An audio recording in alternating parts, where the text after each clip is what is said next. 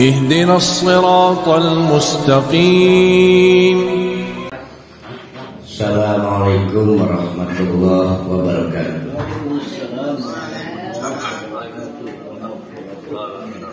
Raditu billahi rabba wa bil islami dina wa bi Muhammadin nabiyya wa rasulah. Rabbi zidni ilma warzuqni fahma. Rabbi shrah li sadri wa yassir li amri wahlul 'uqdatam min lisani yafqahu qawli. Nah, mari dengan izin Allah kita mulai surah baru, yaitu surah Al-Isra. Setiap kali ada ayat atau surat populer selalu kita mengalami kesulitan. Salah satunya surah Al-Isra ini, karena salah satu ayatnya populer sendirian, bahkan ada perayaannya, yaitu peringatan Isra Mi'raj.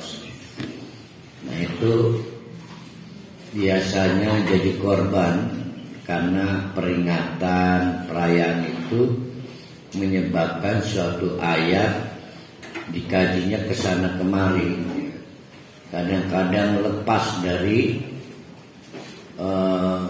rangkaian ayat dalam surat itu.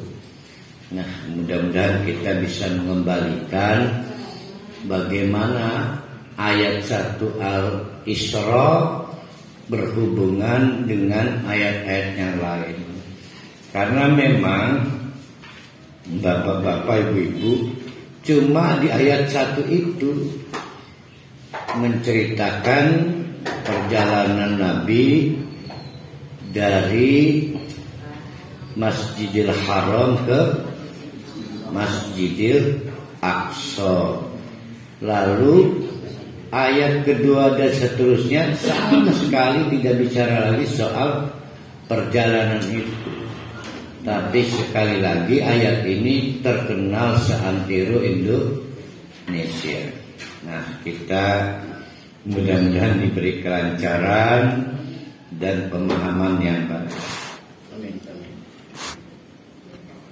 Al-Isra sendiri memang artinya perjalanan malam, tapi singkat.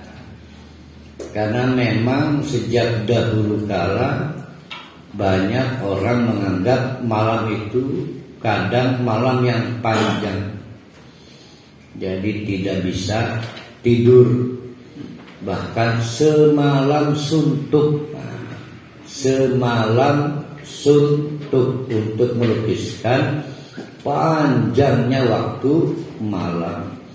Nah, tapi Al-Isra justru secuil dari waktu malam. Berapa detik, menit, jam, wallahu a'lam. Karena ini bukan cerita tentang Nabi sebetulnya, cerita tentang Allah. Jadi lupakan sejenak soal Nabi Muhammadnya. Ini menceritakan kemampuan Allah membuat satu objek berpindah dari satu tempat ke tempat lain. Karena ini soal perbuatan Allah dan Allah itu tidak butuh waktu, maka sebetulnya selesai persoalan.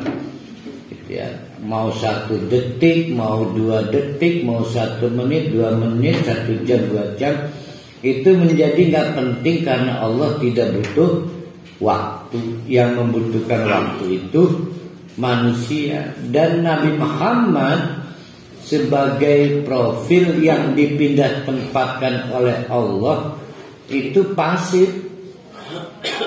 Berbeda dengan kita, harus persiapan, logistik, kemudian melakukan tryout, berlatih lagi untuk sampai waktu terbaik dalam hal mencapai tujuan. Nah Allah sekali lagi zat yang tidak membutuhkan apapun, termasuk membutuhkan waktu.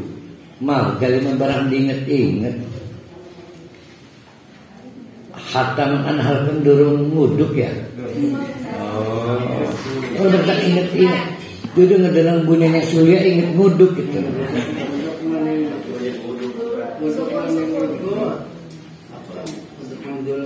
Bukan dikomentari Paris kan.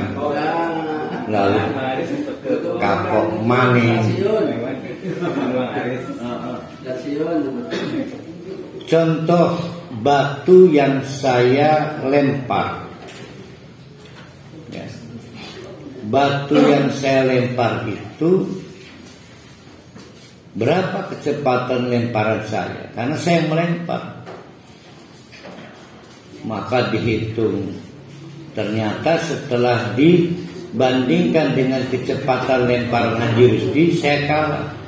Nah itu karena manusia, bukan Allah. Nah Allah itu tidak dapat dihitung waktunya ya. Karena Allah adalah zat as-somad, padat, tanpa lubang, sehingga tidak membutuhkan apapun, tidak butuh waktu dan tidak butuh apapun. Nah mari kita baca ayat-ayat kita. Subhanalladzi asra bi'abdihi lailan minal masjidil haram ilal masjidil aqsa.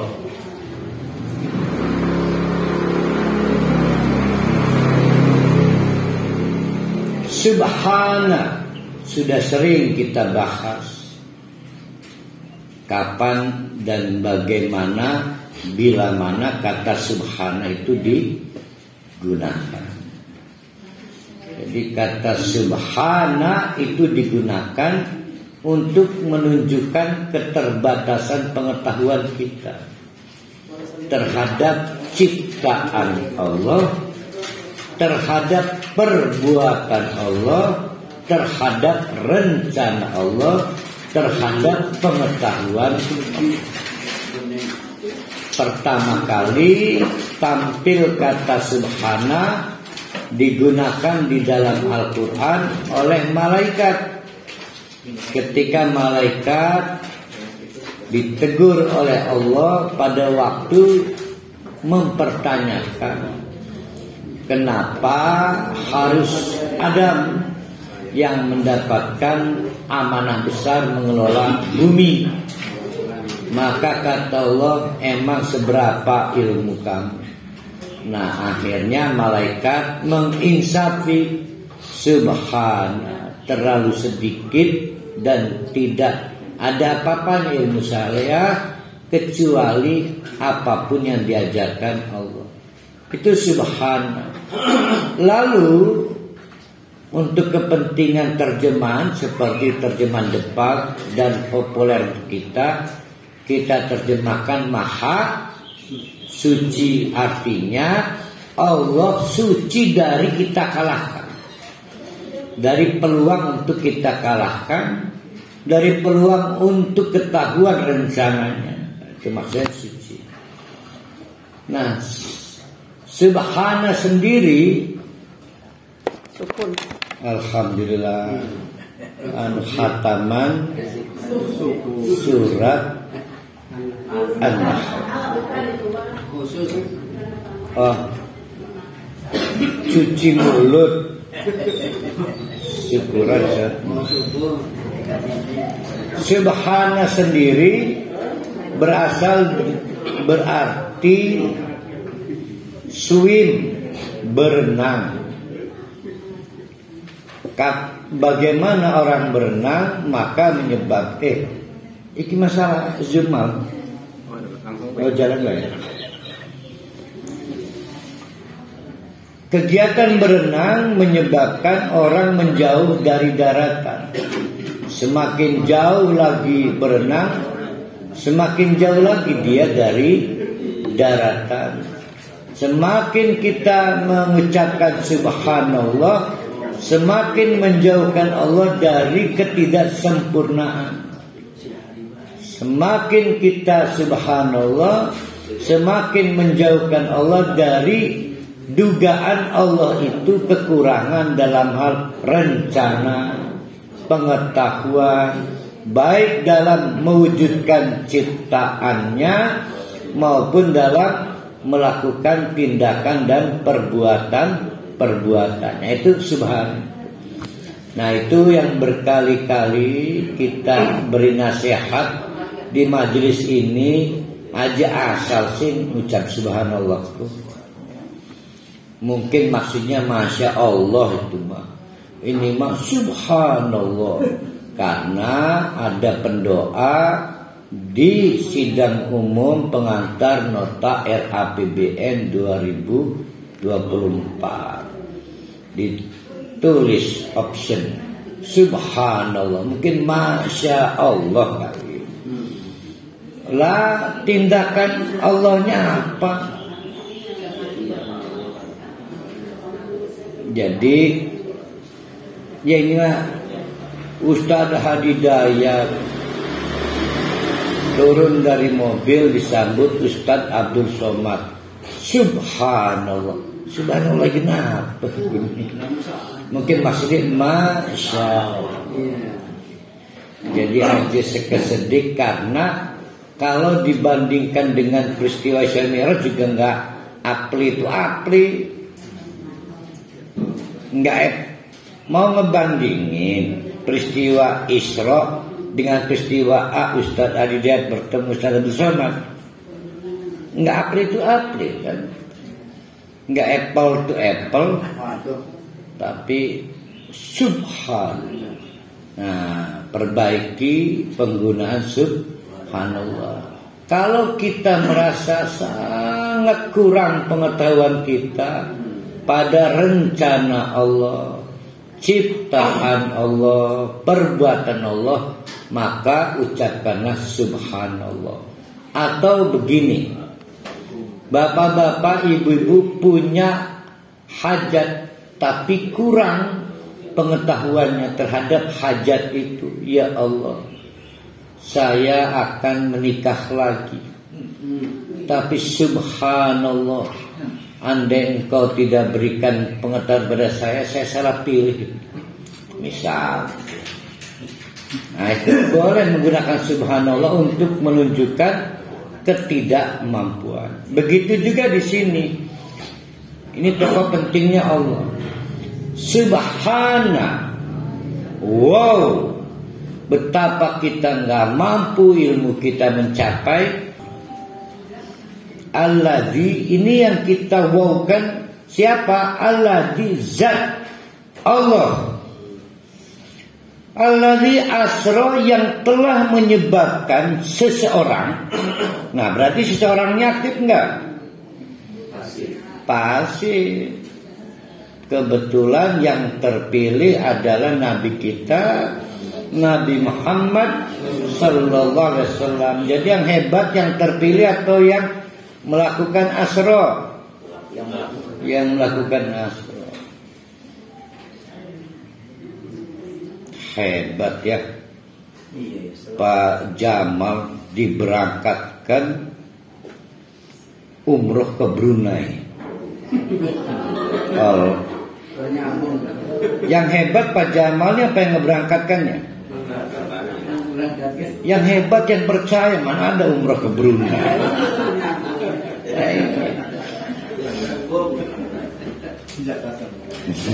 Mau haji di abad yang mau ke Brunei lagi.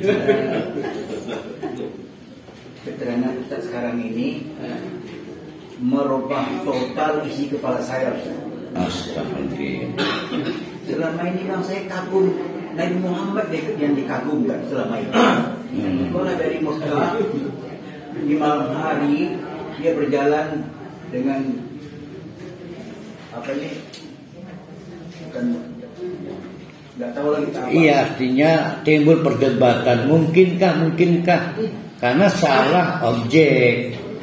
Jadi objeknya soal kemampuan manusia. Padahal ini lagi menceritakan kehebatan Allah. Makanya tugas kita sekali lagi mengembalikan ayat 1 surat Al-Isra sebagai salah satu ayat di dalam surat Al-Isra. Ini berat karena surat ini terkenal sendirian. Padahal surat ini memiliki satu kaitan muhasabah dengan ayat-ayat yang lainnya soal kehebatan Allah. Kehebatan pertama ayat pertama, nanti kehebatan kedua adalah Subhana, betapa kecil dan terbatas pengetahuan kita alladzi terhadap zat asra yang telah membuat perjalanan singkat bi'abdihi untuk hambanya, namanya Nabi Muhammad sallallahu alaihi wasallam. Lailan itu isim nakiroh. Isim nakiroh tidak ada alif lamnya, maka disebut masdar waktu. Nah, karena dia dzaraf zaman, maka artinya sedikit waktu malam, secuil. Berapa menit, jam, wallahu a'lam bishawab. Allah ingin menegaskan bukan soal waktu, karena Allah tidak butuh waktu, yaitu perjalanan singkat sekali dari Masjidil Haram ke Masjidil Aqsa. Hebat ini, terjadi tahun ke-12 kenabian apa ke-11 itu kenabian. Masjidil Haramnya belum ada, Masjidil Aqsa-nya juga belum ada, tapi Allah telah memberi nama dulu bahwa itu adalah Masjidil Haram, bahwa yang di sana Masjidil Aqsa. Kelak setelah peristiwa ini sekitar tahun 17 Hijriah di era kepemimpinan Umar bin Khattab. Nah, Umar berkunjung ke Palestina, melihat lokasi tempat peristiwa Nabi dari Madinah ke Aqsa. Rupanya tempat itu terbengkalai, tidak terurus, tidak ada policelinnya, tidak dibatasi. Umar menganggap ini tempat spesial bersejarah. Maka kata Umar, cobalah kapan waktunya dijadikan PSN, proyek strategis nasional. Berarti lawannya IKN ini.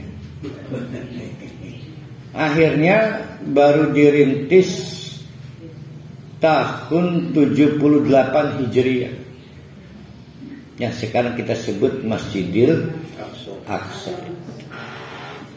Itu lokasinya ya. Begitu juga Masjidil Haram. Namun yang terpenting begini, Nabi Muhammad sendiri yang telah membuat batasan. Mari kita bersyukur, kata Nabi Muhammad, dianugerahi hamparan persada bumi untuk bersujud kepada Allah, masjidan, sebagai masjid. Jadi masjid itu menemukan arti literalnya dua.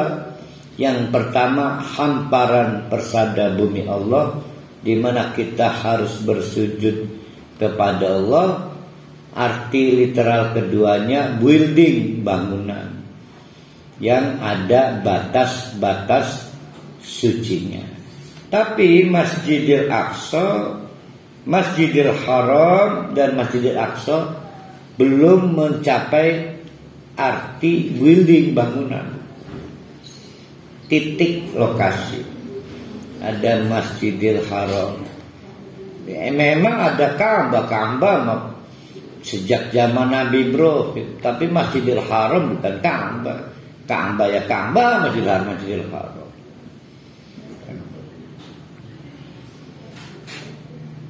Alladzi barakna haulahu, yang sekitar kawasan titik lokasi Masjidil Aqsa, sekitar kawasan. Kalau saya tanya sekitar kawasan Pir, siapa yang tahu Pir? Pasar Induk Rawu. Kalau saya tanya sekitar kawasan Pasar Induk Rawu mencakup mana aja? Ini sekitar kawasan Kadonda, Kaliwadas, Tanggul, mana lagi? Ciputat. Oh, Bajanis itu mana? Bayangkan seputar kawasannya aja Cinanggung, Ciputat, Kaliwadas, Ciwedus itu diberkati, apalagi Pasar Induk Rawunya. Pir itu nama lainnya RTC, Rawu Trade Center, RTC. Nah, Allah ingin menegaskan titik lokasi Masjidil Aqsa luar biasa penuh berkah, karena seputar kawasannya saja diberkati oleh Allah. Itu cara menjelaskannya. Jadi sama begini nih. Ya Allah, anak-anaknya baik benar salah. Mandekahi bapaknya ya. Nah, itu sangat istimewa. Karena seputaran kawasannya aja istimewa. Nah, paham ya Pak Jusri ya? Linuriyahu itu disengaja oleh Allah dalam rangka Allah ingin mempamerkan, memperlihatkan min ayatina, dari sebagian bukti-bukti kekuasaan Allah.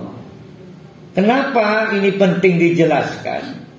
Dahulu sebelum terjadinya Al-Isra, itu bukan apa-apa kawasan itu. Mungkin sama dengan kawasan Ben Hill. Ben Hill itu bendungan hilir. Bisa kawasan Paslam, Pasar Lama. Biasa-biasa aja. Begitu dijadikan destinasi Isra, disulap oleh Allah. Hebat enggak itu?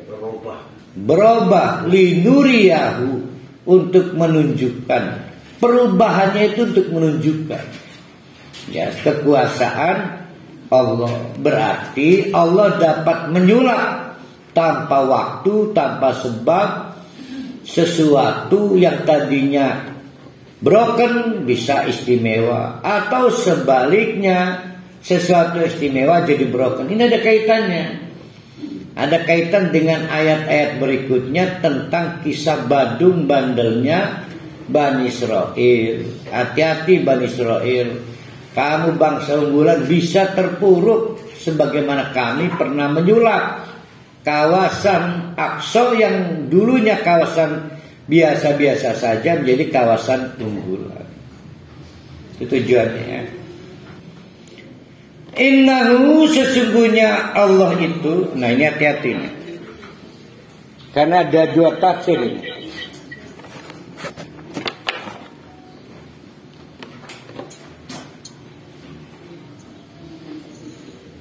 Innahu was-sami'ul basir. Hunya kan domir, kata yang diganti siapa? Nah, ada dua kemungkinan menurut tafsir. Pertama yang diganti Allah, yang kedua Muhammad atau abduhu. Kalau innahunya merujuk kepada Allah, selesai urusan, gampang. Maka artinya menjadi innahu, karena setuhune Allah itu huwa, adapun dia itu Allah as-sami', zat yang maha mendengar. Para penceramah kalau lagi Syar Mi'raj menguraikan mendengar kesedihan doa Nabi Muhammad di tahun yang penuh kesedihan itu, bertubi-tubi ujian, maka didengar oleh Allah. Itu kalau lagi Syar Mi'raj kan gitu kan, As-Sami'. Dan Allah Al-Basir, tahu banget keadaan terpuruknya Nabi Muhammad, ditinggal ibunda Aminah. Belum meninggal Bu Aminah mah belum. Bu Aminah kok, itu mah Siti Aminah kali bundanya. Ibu saya belum meninggal. Itu kalau innahu merefer kepada Allah. Tapi ada pandangan innahu ini bukan ke Allah, tapi kepada abdihi atau Muhammad. Sehingga menjadi innahu, karena sesungguhnya Nabi Muhammad itu huwa, adapun dia itu as-sami', maka masa maha, maka artinya menjadi sangat mendengar. Al-Basir, sangat melihat. Saya milih yang pertama aja lah, merefer kepada Allah. Sangat mendengar, sangat melihat. Nah, kita hormati karena memang tafsir itu hasil pemikiran dan kerja keras para ulama. Kita simpulkan ayat 1. Sekali lagi pesona kita kepada Allah. Dari ayat 1 ini ada 2 yang kita garis bawahi. Pertama, Allah mampu memilih ayat atau bukti kehebatan Allah, di antaranya memberikan keistimewaan kepada seorang manusia bernama Nabi Muhammad untuk menikmati perjalanan yang tidak masuk akal. Bagaimana jarak yang membentang sangat jauh dari Masjidil Haram ke Masjidil Aqsa hanya ditempuh dengan Laila. Itu perjalanan yang tidak akan terlupakan. Ini Asra ya, bukan Mi'raj. Asra, Laila. Itu istimewa banget. Bahkan tidak akan pernah terulang lagi kali untuk kita-kita. Istimewa Nabi Muhammad. Itu catatan pertama. Catatan kedua, Allah mampu, betapa hebatnya Allah mampu mengubah dari terpuruk menjadi jaya, dan sebaliknya dari jaya menjadi terpuruk, dari hebat menjadi lemah, atau sebaliknya dari lemah menjadi hebat. Seperti yang dilakukan Allah pada kawasan Masjidil Aqsa. Ya, itu 2 poin. Ini penting karena ayat 2-nya bersambung. Ya. Jadi kita harus kerja keras keluar dari mindset kebiasaan kalau ayat 1 ini dipakai Isra dan Mi'raj. Maka ayat 2-nya wa ataina. Jadi ada berapa kehebatan di ayat 1? 2. Wa ataina. Mau bukti lagi kehebatan Allah. Nih kehebatan Allah. Wa ataina. Allah juga hebat karena menurunkan Musa kepada Musa Alkitab, Taurat. Hebat banget. Ayat pertama, orang yang beruntung bernama Nabi Muhammad. Ayat kedua, orang yang beruntung bernama Musa. Nanti di ayat ketiga ada kaum yang beruntung, Bani Israel. Ini kehebatan Allah yang ketiga berarti di ayat 2, yaitu menurunkan Musa dengan Taurat.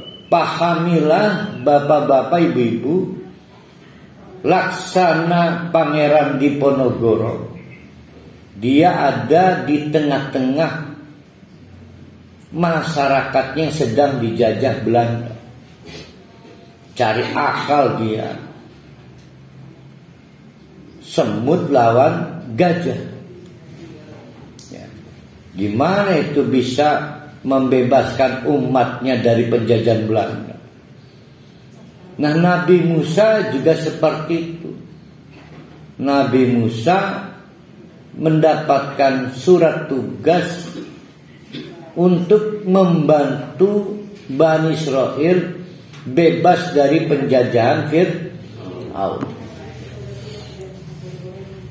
Tidak ada narasumber, tidak ada konsultan, tidak ada sekutu, ya. Tidak ada literasi, referen, tidak ada konsultan, tidak ada fakta, tidak ada blog, tidak ada sekutu. Berjuang sendirian, melawan raja yang sudah kebablasan. Maka turunlah kitab Taurat. Oh, bahagia benar. Ini hebat. Karena dengan kitab Taurat ini, maka penting untuk memandu Bani Israel yang sudah terjajah ratusan tahun, bodoh, kurang pendidikan, dan sudah merosot mentalnya. Bapak-bapak, ibu-ibu, pahamilah, setiap kali ada penjajahan yang lama ratusan tahun, maka lebih banyak bangsa yang menjadi jongos, hipokrit, munafik daripada yang mau berperang. Pasti. Jadi setiap kali ada penjajahan yang lama seperti bangsa kita, maka pasti akan lebih banyak pribumi yang mencari perlindungan pada penjajah. Karena udah gak kuat. Dan Bani Israel sudah seperti itu. Maka yang membahagiakan Nabi Musa adalah turun wahyu Allah. Apa wahyu Allahnya? Yaitu kita lompat ayatnya, Allah tattakhidu min duni wakila, agar tidak perlu lagi mencari perlindungan kepada selain Allah. Independen kamu Israel, saya beri pemimpin Musa, udah kamu jangan mau-mau jadi jongosnya orang-orang Mesir, Egypt, Fir'aun. Kamu tinggal minta tolong pada saya adalah wakilan, penolong kamu. Untuk Nabi Musa itu luar besar istimewa, seperti istimewanya Nabi Muhammad mendapatkan kado perjalanan singkat dari Masjidil Haram ke Masjidil Aqsa. Ini penting untuk membangun moral Bani Israel karena sudah terpuruk. Ya, mereka sudah ratusan tahun. Secara geografis, camp atau kawasan atau Bani Israel hanya boleh menempati kawasan itu yang dikepung oleh sungai.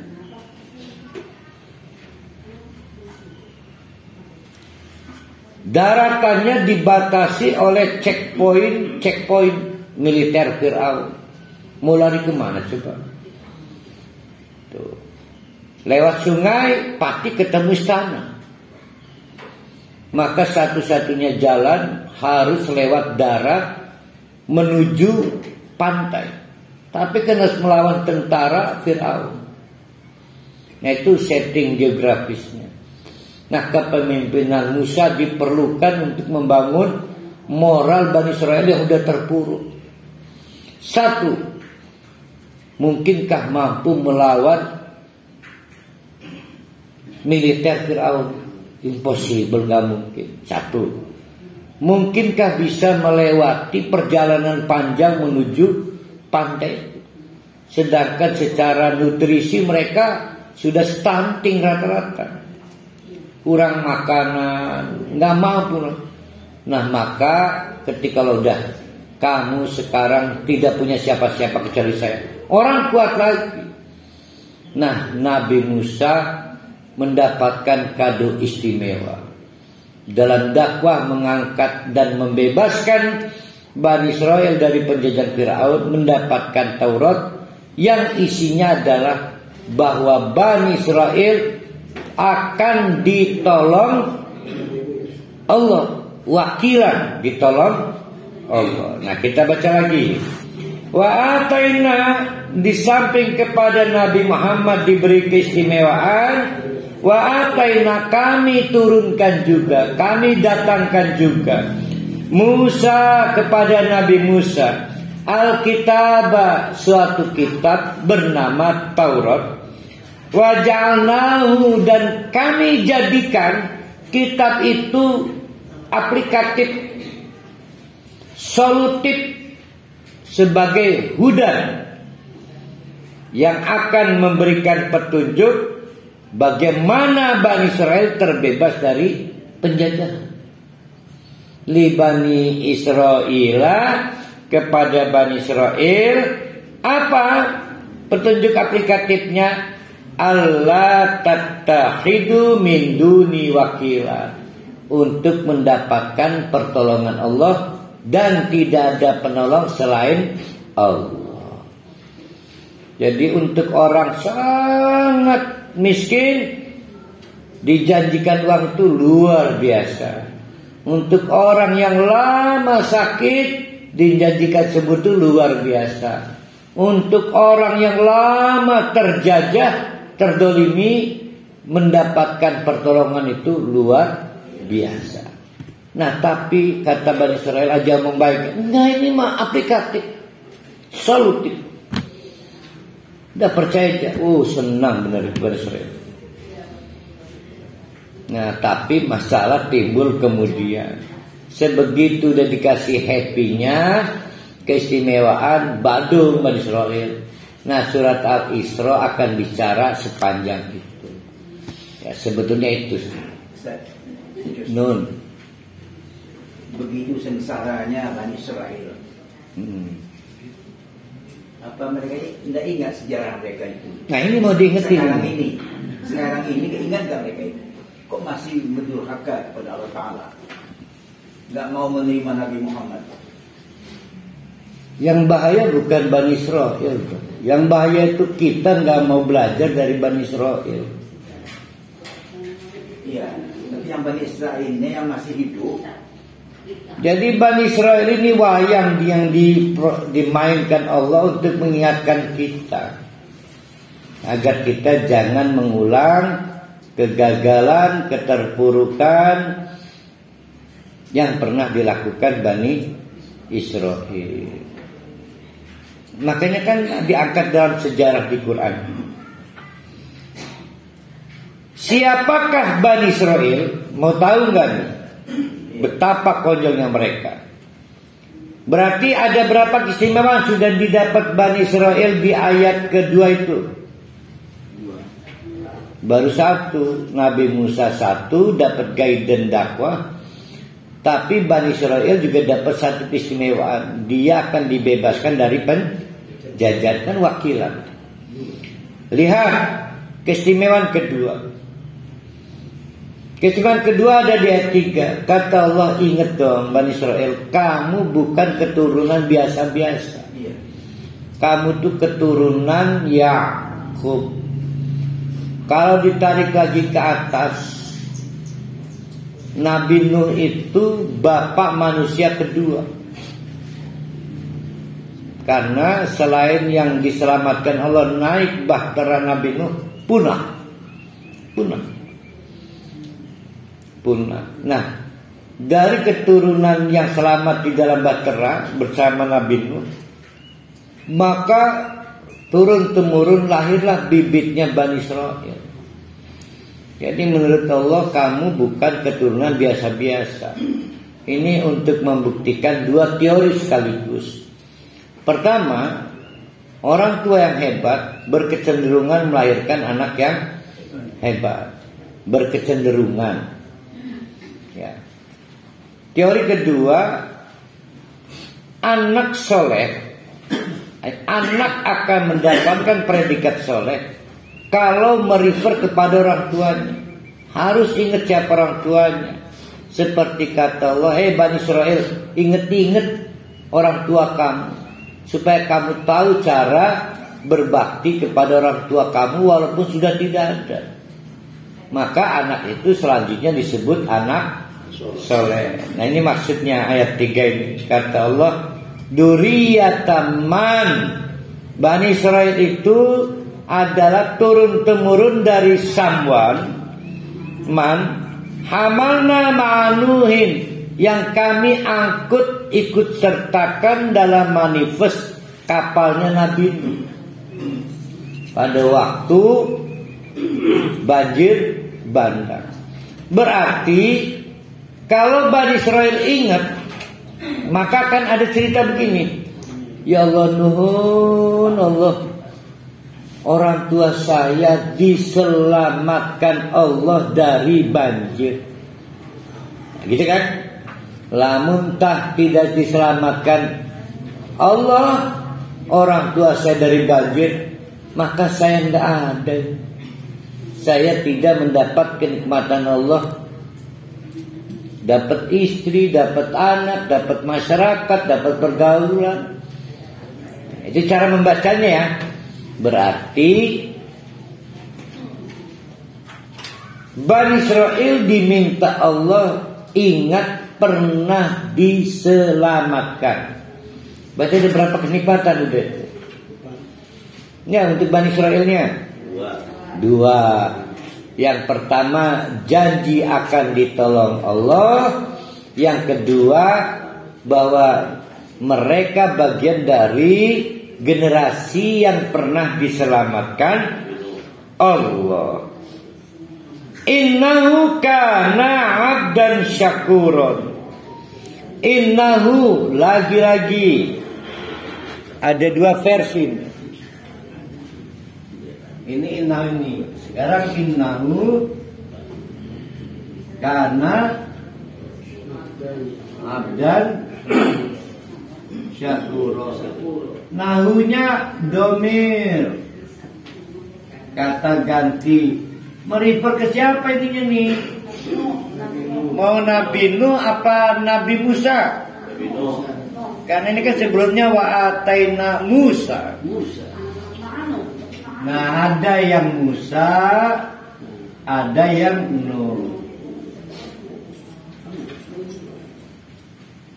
Sehingga lihat Bani Israil, pemimpin kamu sekarang Musa itu orang yang bersyukur betul. Dikasih kitab, diamalkan. Tapi para tafsir lebih banyak ke sini. Bahwa Nabi itu adalah abdan syakurun. Kalau syakirun, apa siapa syakir itu?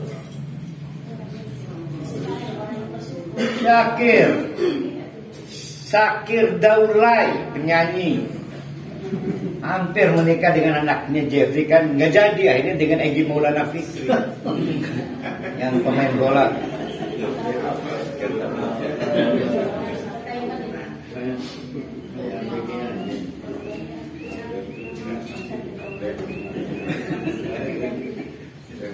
Syakir yang bersyukur. Tapi kalau saya rubah menjadi syakur,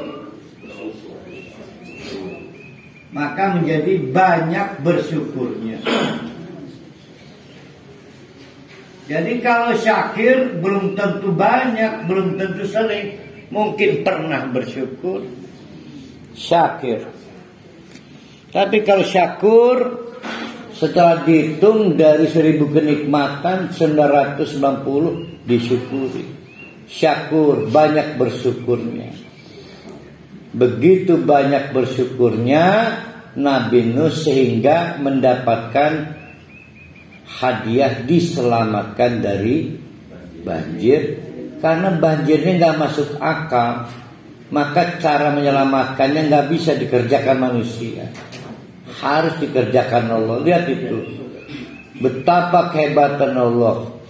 Nabi Muhammad diberangkatkan dengan perjalanan yang tidak masuk akal.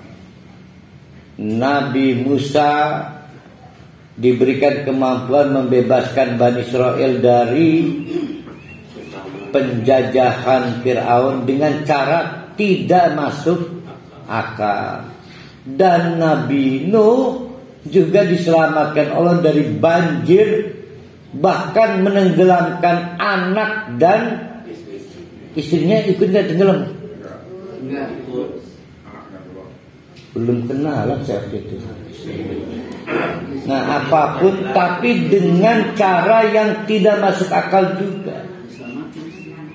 Pada waktu Nabi Nuh disuruh bikin kayu, bikin kapal dari bahan-bahan kayu, itu kan dibully, diintimidasi, diejek. Nuh pegel tas ramahe jadi tukang kayu pun. Pada waktu itu karena memang ikut kenapa kayu wong lagi sablon pun. Itu di suatu bukit lah bajune sing ending kok ya, maka tidak masuk akal. Hanya pertolongan Allah yang di luar nalar yang bisa kita nikmati kalau kita terpilih menjadi abdul. Abdul, ini kata kuncinya abdul. Berarti sudah berapa abdul yang terpilih? Sudah berapa orang yang ditetapkan jadi abdul? Lupa. 3. Untuk memberitahu gak sembarang jadi abdul itu. Kita ini manusia ciptaan Allah belum tentu dapat sertifikat abdul. Yang sudah dideklarasikan dapat sertifikat abdul, 1 Nabi Muhammad, 2 Nabi Musa, dan yang ketiga Nabi Nuh. Kapan kita, saya, Pak Judi, wallahu alam, walaupun kita ini manusia, belum tentu kita dapat gelar abdul. Belum tentu. Kalau betul dapat gelar Abdullah, mungkin saya dapat keistimewaan seperti Nabi Muhammad, perjalanan di luar nalar. Nabi Musa, kemampuan membebaskan orang teraniaya di luar nalar. Begitu juga Nabi Nuh melakukan escape, penyelamatan di luar nalar. Lah apa yang saya lakukan kenalar semua. Istri 1 kenalar, coba kalau istri 4 itu di luar nalar. Jadi saya belum abdullah, belum istimewa. Sulit jadi abdullah itu sulit. Ya, sulit, tapi dengan direkam oleh Al-Quran kita tahu patokannya. 1 diantaranya rahasia Nabi Nuh menjadi abdullah. Apa rahasianya? Syakur, banyak bersyukurnya.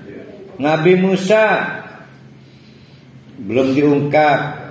Nabi Muhammad, nah tadi itu problemnya, bahwa Nabi Muhammad itu diduga as-sami, artinya sangat mendengarkan, al-basir, sangat melihat.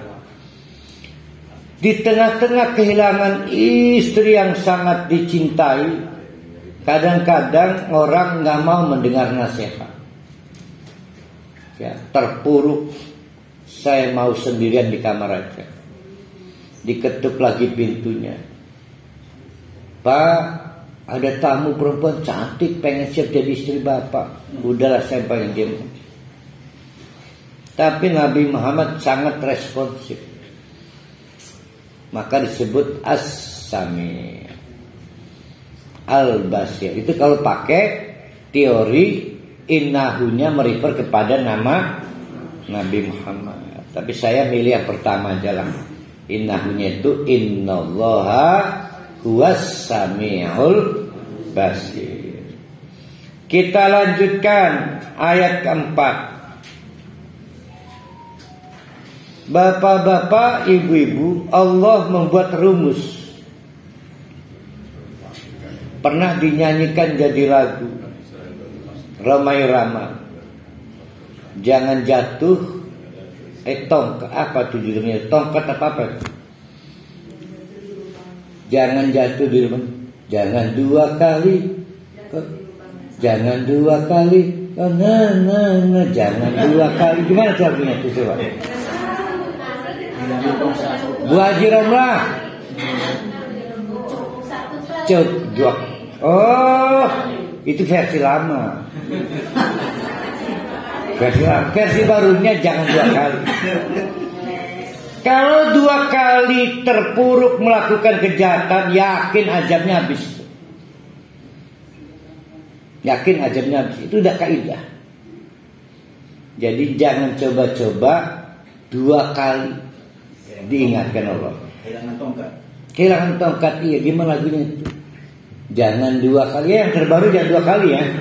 Dulu mah ya, waktu pertama kali dilaunching, cukup satu kali kehilangan, cukup satu kali. Sekarang udah jangan dua kali. Nah, Allah mengumumkan kepada Bani Israel, Hai Bani Israel, wa qadaina ila Bani Israel, kamu mendapatkan ketetapan, takdir maksudnya. Ketetapan takdir fil kitabi, sudah tercatat di kitab Lauh Mahfuz, kitab Allah, bukan kitab Taurat Quran. La tufsidunna fil ard marratain, kamu akan bikin ulah dua kali kejahatan, kerusakan. Udah ada ketetapannya. Gimana itu Allah? Kalau saya bilang ke anak saya, teh cukup ya. Teh ini dua kali nanti mengalami itu bukan. Itu senang apa tidak senang diancam gitu? Mau senang dong. Maka anak saya lebih hati-hati. Jadi diingatkan tuh harus senang. Nah ini Bani Israel nggak nganggep penting persoalan itu. Diceritakan, ini versi 1 nih, 600 SM Suara Muhammadiyah SM sebelum Masehi. Ada seorang raja, apa itu, siapa itu, Naksa Nabukadnezar. Saya ingat Nasarnya doang saya. Nasar ini kan turun Arab jadi pemandu Indonesia.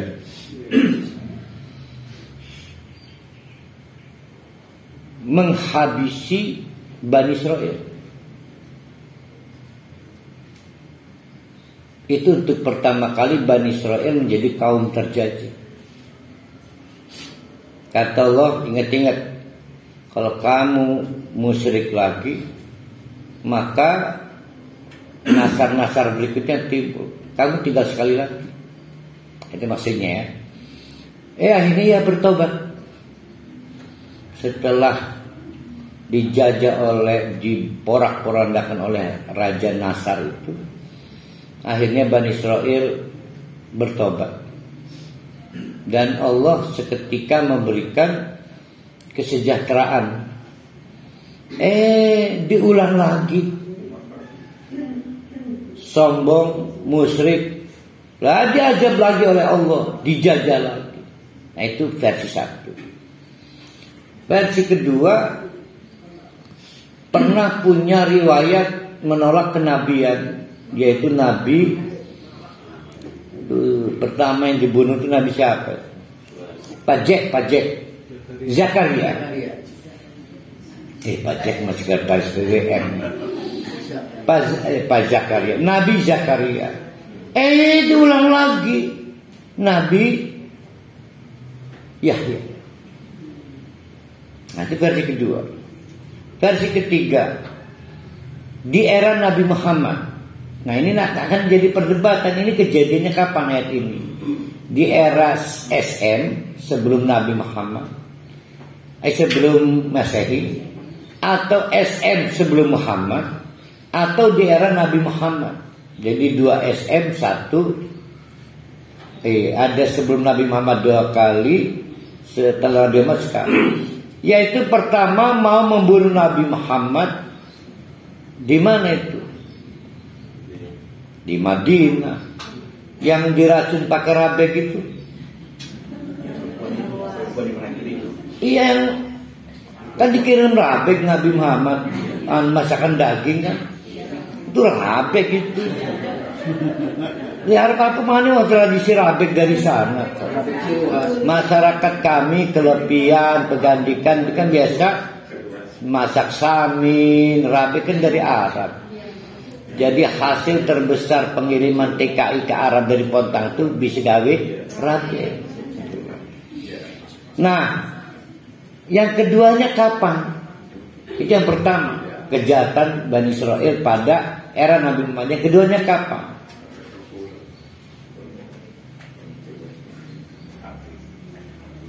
Era pertama akhirnya dikalahkan, dihukum oleh Allah dengan Salahuddin Al-Ayyubi, ya kan? Nah, sehingga kalau pakai teori ketiga ini, yang pertama hampir sukses membunuh Nabi Muhammad, untung digagalkan. Nah, yang keduanya adalah yang menggantung, hati-hati Yahudi. Nah, kalau kita ambil Palestina sekarang, mungkin itu yang keduanya.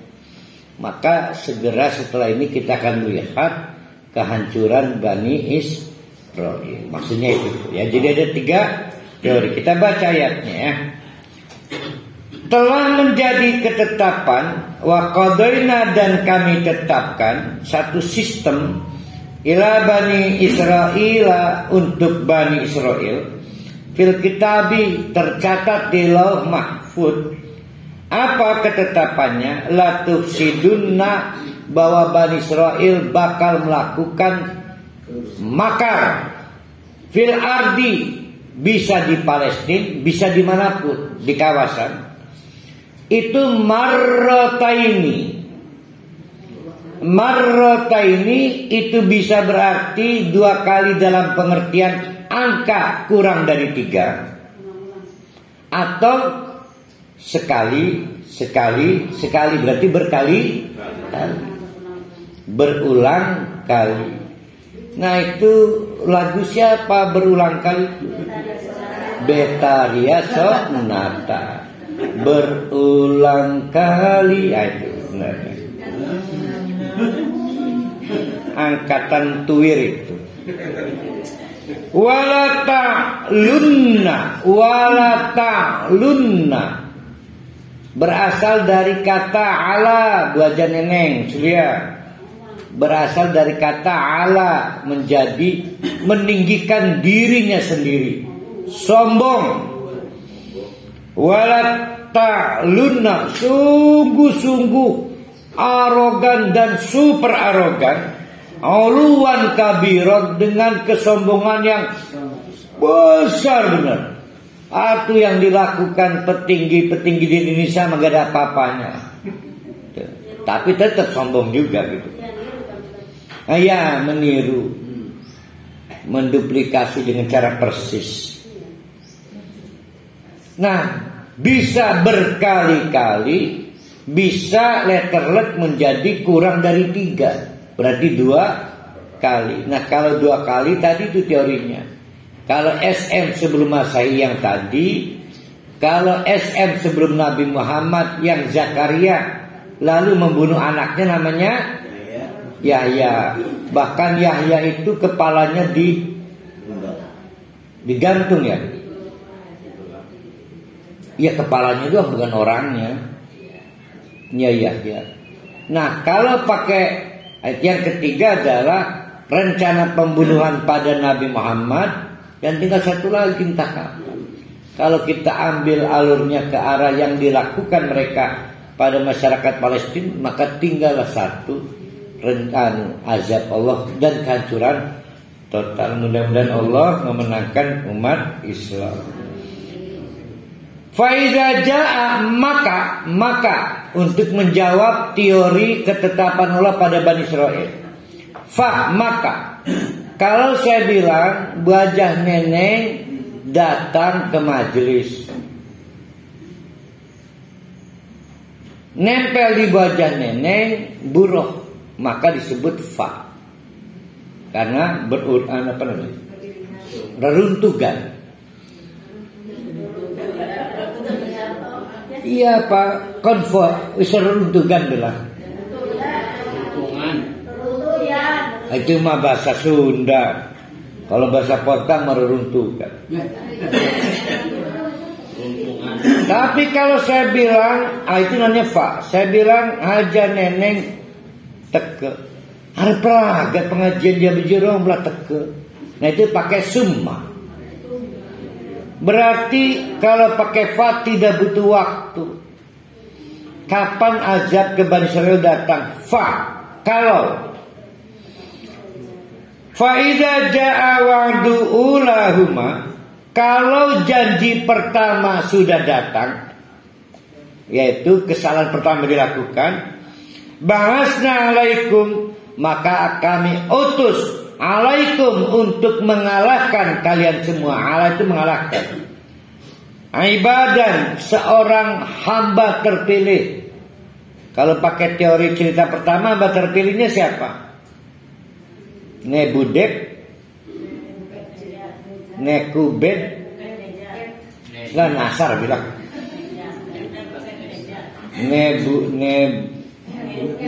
Nebuket Nezar. Wong dikuni Bu dokter orang mana? Rasanya di Syarab enggak ada nama-nama gitu ya. Kelebihan laku, bangkir laku. Satu orang ngobrak-abrik itu dah azab tuh. Uli ba'sin syadid, yang memiliki kekuatan dahsyat. Fajasu laklu, bergerilya. Bergerilya itu maksudnya apa ya? Merajalela. Hilalad diyar, seantero kampung, tidak dapat dicegah lagi, sehingga kata Allah wakana, faktanya dan janji Allah itu maf'ulan dieksekusi. Jadi pada waktu Bani Israel itu dijajah oleh Sinasar, itu sebagai azab. Nebudek Nazar tadi itu sebagai azab. Begitu juga pada waktu dijadikan monyet, dikirim lagi habis membunuh Nabi Zakaria, itu azab. Begitu juga pada waktu ditundukkan oleh Salahuddin Al-Ayyub, itu juga azab karena percobaan pembunuhan pada Nabi Muhammad. Jadi seketika. Jadi janji Allah terbukti. Mautah kita tiru lagi, ya, kelakuan yang dilakukan Bani Israel. Bahayanya Bani Israel ini, bahayanya nih ya, itu punya sejarah kelam, dianugerahi 2 nabi istimewa. Satu Nabi Muhammad, Nabi Musa, 2 Nabi Muhammad. Kalau mau lengkap 3 Nabi Nuh. Kan kita bicara 3 nabi istimewa nih. Nabi Musa mendapatkan penghargaan perjalanan singkat di luar nalar. Nabi Musa mendapatkan guidance cara untuk mengalahkan Firaun dengan cara di luar nalar. Nabi Nuh juga dapat paket penyelamatan dari banjir dengan cara di luar nalar. Nah, Bani Israil ini di tengah-tengah 3 nabi ini. Nah, kita ini sama dengan Bani Israil, mendapatkan nabi yang istimewa, namanya Nabi Muhammad. Jadi apa bedanya kita dengan Israel? Ancaman Allah itu sama. Ancaman Allahnya sama. Kita akan dikalahkan oleh Allah dengan cara diutus orang hamba dengan kekuatan dahsyat, lalu menjajah kita dan kita hancur. Nah, Indonesia ini lagi mau dijajah enggak ya? Saya nggak tahu. Ya. Saya agak terheran-heran juga dengan Bani Israil ini. Dia ini kan kelompok minoritas di dunia ini, Ustaz. Kecil. Kelompok Nasrani mayoritas, umat Islam mayoritas. Yahudi ini bisa dihitung dengan jari juga. Tapi kok bisa menguasai dunia? Ini yang heran. Apa ini karena kudurhakannya? Apa nggak tahu Ustaz apa maksudnya? Kan janji Allah, barokna haula. Nah, kapan keberkahannya akan dicabut? Makanya kita melihat gitu. Itu kan azabnya begitu. Kan tadi saya terangkan di menit ke 20-an lah. Linuriyahu itu Allah ingin memperlihatkan bagaimana ayat Allah suatu kawasan yang tidak ada apa-apanya berubah menjadi kawasan yang hebat. Orang-orang yang tinggal di dalamnya hebat. Itu maksudnya Bani Israil itu dibikin hebat oleh Allah. Tapi ya karena Allah itu yang menciptakan, maka Allah bisa juga mencabut kehebatannya. Nah, kita tunggu kapan Bani Israil dicabut kehebatannya. Kita tunggu. Karena sudah terlalu banyak pelanggarannya. Wakana dan faktanya sudah terbukti. Wa'd dan maf'ulan, satu janji Allah dieksekusi, tinggal janji kedua. Semaradadna lakum al-karrata alaihim wa amdadnakum bi amwalin wa banina wa ja'alnakum aksara nafira. Nah, akhirnya Allah memperpanjang durasi. Kami kembalikan lagi karena mereka bertobat kan, diberikan kesejahteraan dengan banyak harta, wabanin, karena aman, maka bisa bikin produksi anak. Sebab kalau lagi dijajah itu, waduh, buru-buru gawe anak ya ketemu Uru Abi Begati ya, gimana? Makanya karya COVID WFH itu kayaknya banyak anak, karena baik kan. Ya, kalau di kantor bisa mainin orang lain, di rumah kan mainin istri doang. Sementara TV 1 direbut anak, HP 2 direbut anak, lah tinggal istri main udah. Itu WFH. Begitu juga Bani Israil diberi kesejahteraan, tidak banyak bepergian, rezeki datang ke rumah. Kayak aja, maka diberi banyak keturunan. Nah, bagi orang-orang minoritas subur banyak keturunan itu kenikmatan besar. Yang tadi di bahasa Jerusalem. Nah, itu akhirnya diberi perpanjangan kenikmatan.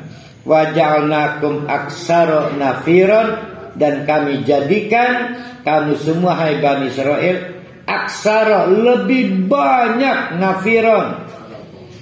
Apa? Vaksinnya. Apa itu artinya? Artinya sebetulnya Bani Israil yang kamu kerjakan kan buat kamu sendiri. Kalau kamu bertobat yang untung siapa tadi? Kan Bani Israil. Jadi kebaikan itu untuk siapa? Untuk Allah apa untuk kita? Untuk kita. Tolong si Bani Israil jangan jendel. Ternyata yang lebih jendel kita, nggak mau belajar dari kejendelan Bani Israil. Maka Allah menegaskan in ahsantum. Sebetulnya jika kamu berbuat baik, ahsantum li anfusikum, itu kamu berbuat baik untuk diri kamu. Setelah dijajah oleh si Nasar, bertobat, yang untung kamu bukan Allah. Dengan taubat itu mereka dapat kekayaan melimpah ruah, dapat keturunan yang banyak. Tapi sebaliknya, wa in asaltum falah. Kalau kamu berbuat kejelekan, ya kembali lagi ke diri sendiri. Ya.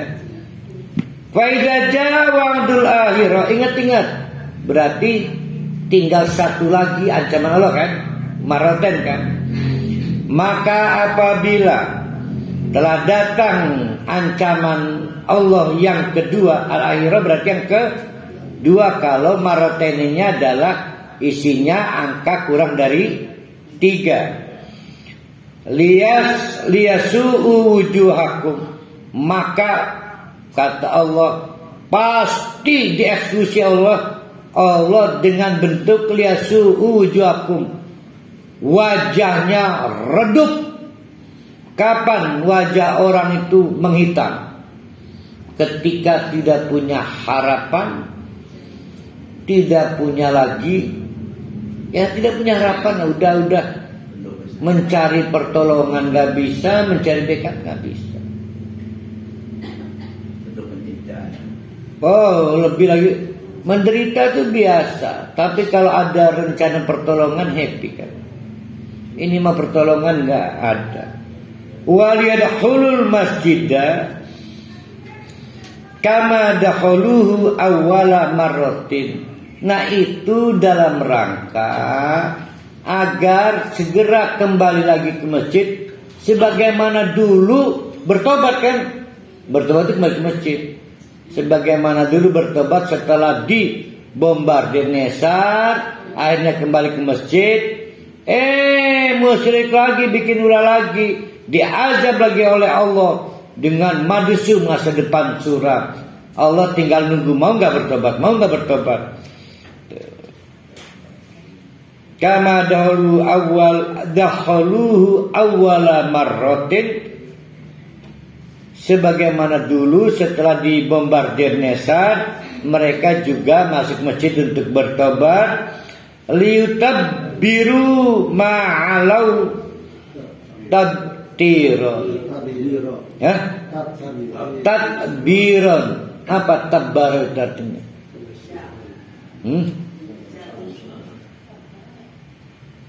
Tabbaro yutabbiru tadbiron. Fa'ala yufa'ilu taf'ilan, agar mereka kapok memerangi sikap arogan dengan benar-benar memusuhi. Jadi pangkal kehancuran Bani Israil karena sombong.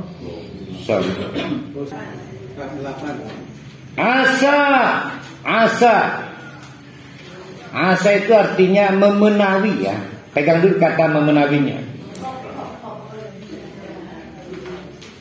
Asa rabbukum ayyarhamakum. Tumbuhkan harapan, sangka baik, positive thinking. Karena prasangka baik berubah jadi doa kita, bahwa rabbukum Tuhanmu itu ayyarhamakum, pasti memberikan pertolongan rahmat Allah. Kalau di tengah-tengah dosa, maka rahmat Allah itu tahu ampunan. Kalau di tengah-tengah sakit, rahmat Allah berupa obat.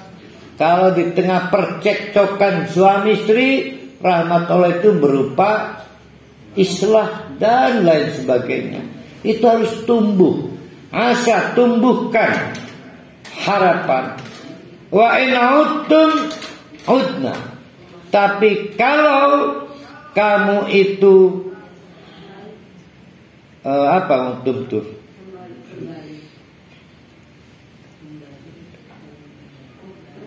Tidak kapok tuh apa itu namanya itu? Kumat. Maksudnya kumat. Kan tadi kan cerita ada orang berdosa Bani Israel nih. Udah, tumbuhkan harapan menawi Allah ada anugerah ampunan. Positive thinking, nanti turun ampunan Allah. Diikuti dengan kesejahteraan, banyak anak. Tapi kalau wa in udtum, kamu kumat, mengulangi lagi kesalahan yang sama, berarti nggak mau dengar lagu Romai Ramadhan. Maka summaudna, begitulah kami juga akan azab lagi. Wa ja'alna jahannama lil kafirina hasira. Dan memang kami sediakan neraka jahanam itu untuk orang-orang kafir hasira sebagai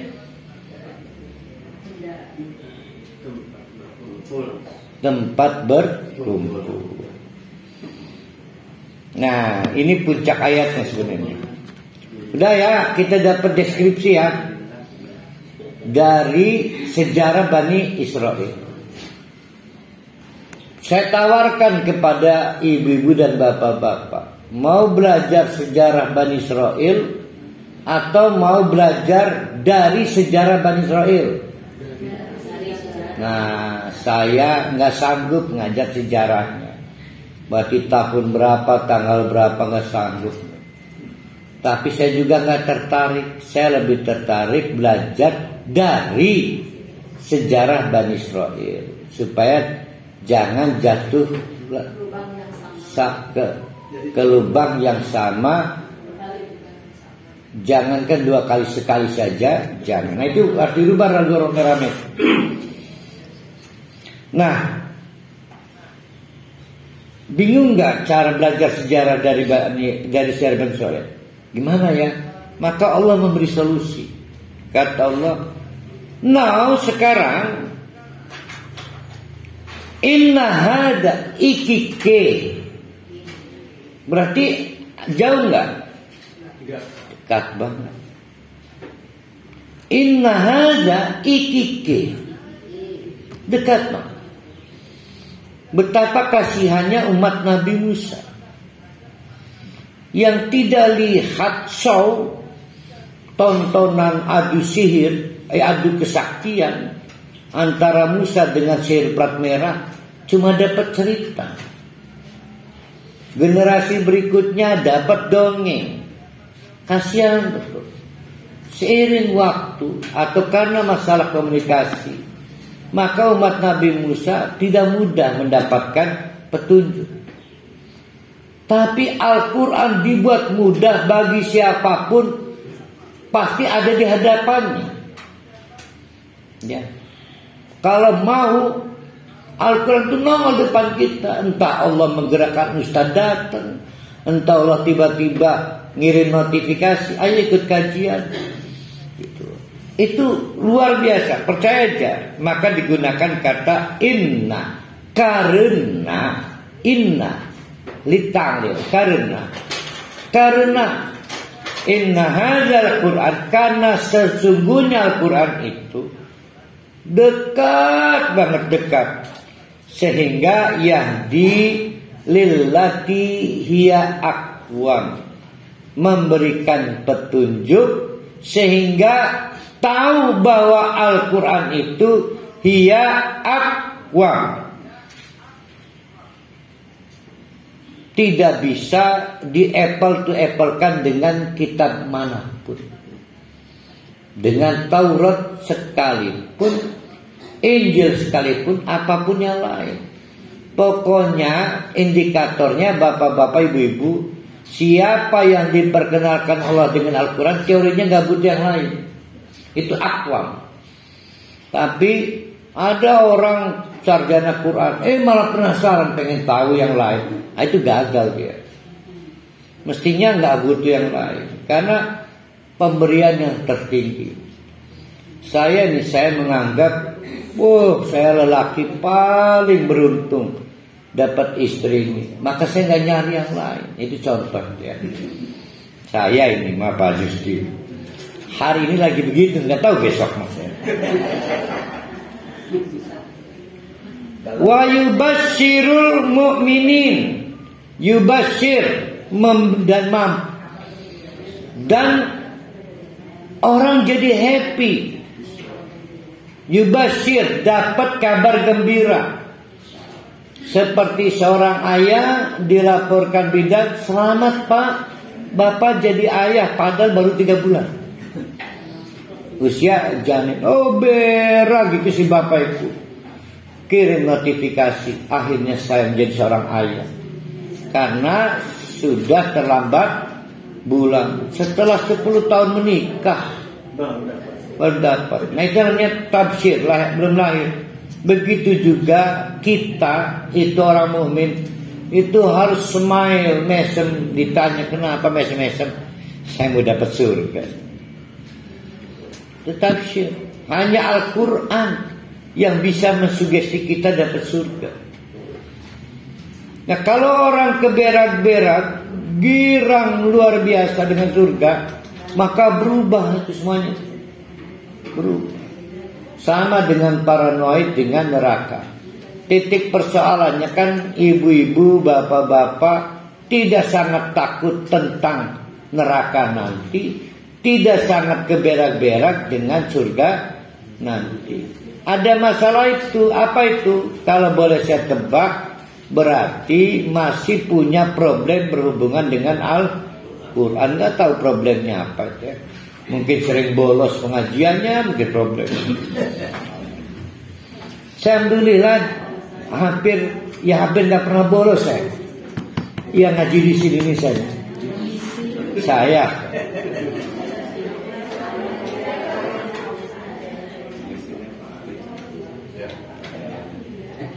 Wa yubasyirul mu'minin, dan memberi sugesti kabar gembira kepada orang-orang mukmin. Siapa orang mukmin itu? Orang mukmin adalah orang alladzina yang maluna solihati, beramal yang tepat, anna lahum ajron kabiron, yang implikasinya pahala besar. Paham?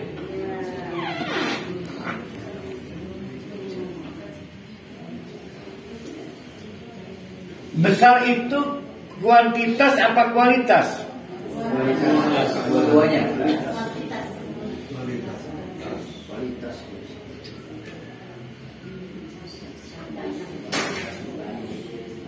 Kuantitas pahala ditentukan oleh tepat atau tidak tepatnya amalan.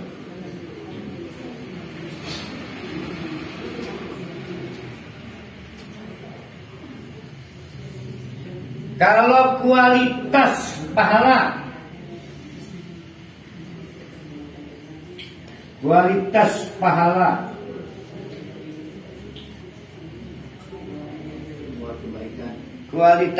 misalnya gimana?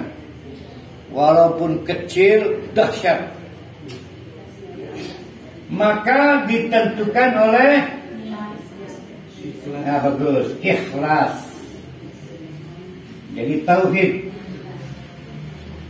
Berarti ini kaitannya dengan aturan fikih. Contoh salat maghrib 4 rakaat, tepatnya itu tidak tepat, maka pahalanya mengecil. Dapat pahala jangan khawatir, tapi mengecil. Semakin tepat semakin membesar. Artinya ikut pengajian supaya menemukan amal yang tepat. Nah, tapi buat apa juga amal besar kalau tidak berkualitas? Kalau pengen kualitas, perkuat tauhid dalam beramal. Nah itu orang-orang mukmin. Nah, ini tadi rumus untuk Bani Israil. Sekarang rumus untuk kita ya, orang mukmin. Sebaliknya, rumusnya tadi ya. Sebaliknya, wa annal ladina la yu'minuna, orang yang tidak beriman bil akhirati, bahwa nanti ada hari akhir, maka angtadna. Kalau tadi kabar gembira, sekarang angtadna, maka kami janjikan kabar buruk lahum untuk mereka semua, azaban, dengan azab aliman, yang pedih, generik, pokoknya pedih. Nah, bapak-bapak, ibu-ibu, kita kembali lagi ke ayat 1. Dari ayat 1 ujung-ujungnya ketemu ayat 9 dan ayat 10.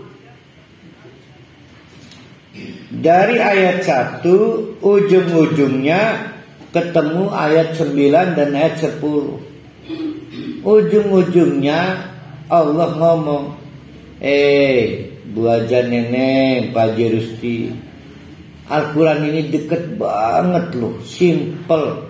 Ada yang mukmin, ada yang kafir.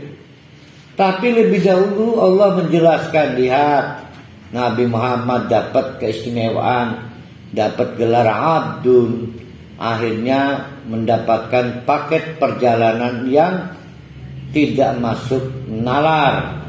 Diulang lagi oleh Nabi Musa, diulang lagi oleh Nabi Nuh. Dan yang tidak mukmin kayak Bani Israil juga dapat paket tidak masuk akal. Gampang dijajah, gampang dijajah, gampang diajak, gampang diajak. Udah jelaskan, udah jelaskan. Mau ngikut gaya Nabi Muhammad, mau ngikut gaya Nabi Nuh yang syakuron, mau ngikut gaya Nabi Musa, atau mau ikut gaya Bani Israil. Semua sudah ada dalam Al-Quran, dekat banget. Kalau kita itu memilih jadi orang mukmin, simple, miliki pengetahuan, kerjakan amal dengan setepat-tepatnya, maka deret hitung pahala dimulai, bukan deret ukur. Tapi kalau mau tidak beriman juga gampang, tinggal kita siap-siap masuk neraka. Jadi sebetulnya surat Al-Isra seperti itu tuh.